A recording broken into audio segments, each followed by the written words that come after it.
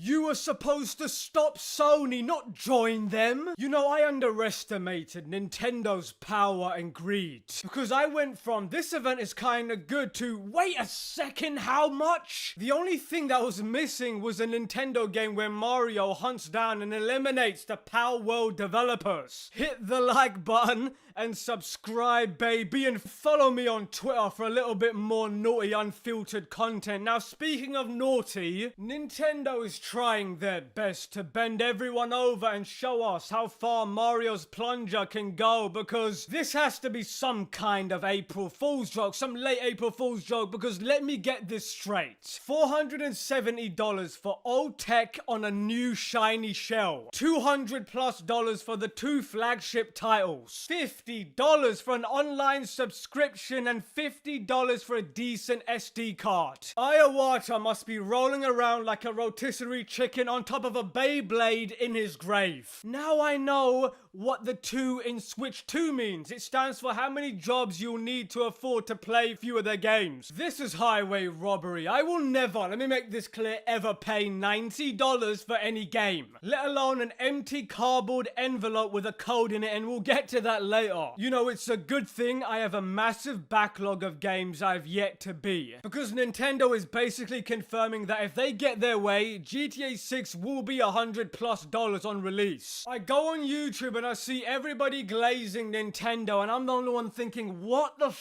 are we doing? You know, I don't really have high expectations for Nintendo fanboys, because if Nintendo took a dump on a paper plate and put a $600 price tag on it, a lot of these incredibly dented, stunted, brain-dead pay pigs would lose their minds and line up in a queue to get a whiff of that. It's so hilarious to me that they were having this collective orgasm about a C button. I mean, I've never seen so many people get crazier over nothing. Grow the up, you dweebs. Because the C stands for credit card, because that's all you represent to them. Listen, don't get me wrong, some of the games do look good, but if their games are gonna cost $80 digital and $90 physical, then it's a dead console to me. They lost a potential customer with me. Because it's funny, it seems like Nintendo and Bethesda are like competing to see who can re-release the same game more. And hell no, I'm not gonna spend almost $100 for those games. Are you crazy? And ladies and gents, I want to make this clear. Last week, just a week ago, you could have gotten every single Battlefield game ever made for under $10. There were more than a few things that stood out to me in this presentation. The pixelated graphics of the Switch 2 and the ridiculous price of those games. I mean, think about that for a second. I know I keep repeating myself, but it's over $270 for 3 games plus tax. You'd have to be a complete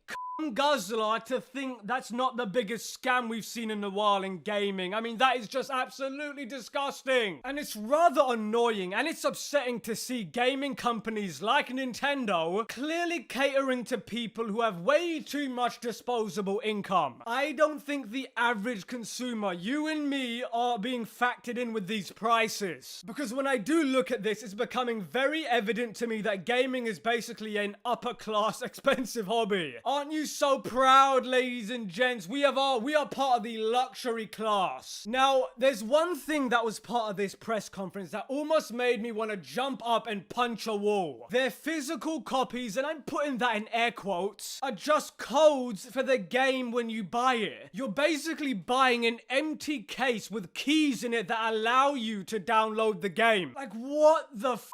The key card that's installed only grants you permission to download the digital game. So you don't even own the physical copy you spent nearly $100 for. You have got to be kidding me. This to me is complete disregard for the consumer. It is literally robbery and sneaky as f.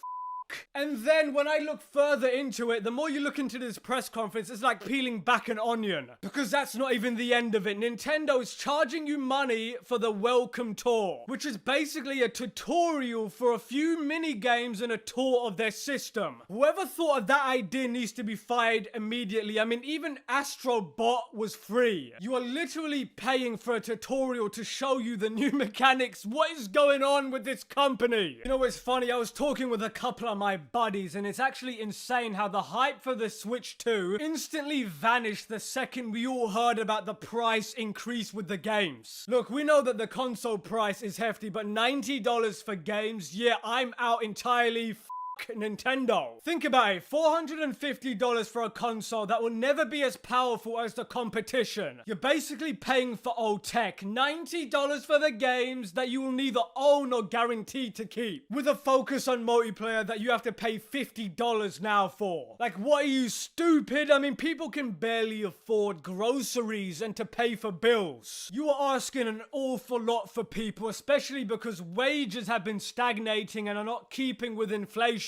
So a lot of people aren't going to just be able to spend $90 on a video game or $270 for 3 games. What's funny is Nintendo is so snaky. They're so shifty and slithery that they timed all of this so that they can blame the tariffs, the Trump tariffs. But as far as I know, the tariffs have no effect on games. The tariffs are only affecting certain industries. The only thing that could possibly be affected is the console price ever so slightly due to those tariffs with the computer chips, but besides that, the games themselves should never be that expensive. You know, to be honest, I'm very pleased to see that the internet is unanimous on their opinion on the $90 physical game. That isn't actually physical, because it is way too much. Because for the most part, we all kind of largely look past the $70 for video games. Because wasn't it the pandemic time when they pushed it from 60 to 70? At the time, I didn't like it, but it seemed somewhat reasonable, but this is a way too far of a leap. But if you give them an inch, they will take a mile, and I promise you, this is their way of testing people's reactions. The only way to teach these companies a lesson is not to buy their BS. Eventually, when the Switch 2 sales drop, they'll have no other choice but to lower the price to make profit. But sadly, I don't think that's the case. I think people are gonna buy this in droves, sending the wrong message for the gaming industry going forward. This is hitting you with like 12 jabs, and then the knockout punch comes directly afterwards. So you are not surprised. If Nintendo was so worried about piracy and emulation, suing every single person involved, these prices are gonna make it 10 times worse. Captain Jack Sparrow just found it way more easier to enlist some more pirates. The lack of accessibility and these companies nickel and diming everyone makes the piracy argument hard to disagree with. And I, of course, don't condone that kind of behavior. Let me know what you think in the comments. Do you agree with what I'm saying or do you disagree? It'll be interesting to see what you think, Manix out.